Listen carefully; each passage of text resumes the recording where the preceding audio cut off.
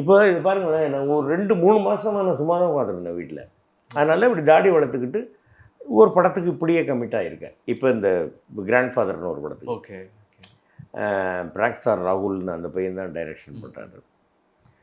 இந்த கேரக்டரில் இருக்கேன். அடுத்தது ஒரு காலனின்னு அதில் ஒரு எனக்கு நம்பிக்கை இல்லை, ஜாதி வெறி பிடித்தவனாக நடிக்கிறேன். ராதிகா மேடம் கூட தான் நடிக்கிறேன் நான். ஓகே.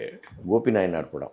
அந்த மாதிரி அதுக்கு எல்லாத்துக்குமே இந்த தாடி இருக்குது. Right, okay. அடுத்தது இப்போ 8ஆம் தேதியிலேருந்து வேறு ஒரு படம் இருக்குது. அதுக்கு க்ளீன் ஷேவ், ஒரு தமிழ் ஆசிரியர் கேரக்டர். மாறிக்க வேண்டியது தானே சார். ரொம்ப அசால்ட்டாக நீங்கள் சொல்லிடுறீங்க சார்.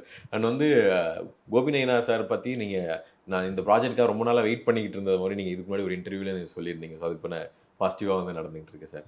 அண்ட் கமல் சார் அப்படின்னு சொன்னாலே அவர் நிறைய மேடைகளில் நிறைய இடங்களில் சொல்லியிருக்காரு, என்னுள் பாதி தான் எம்எஸ் பாஸ்கரன் அவர்கள் அப்படின்னு.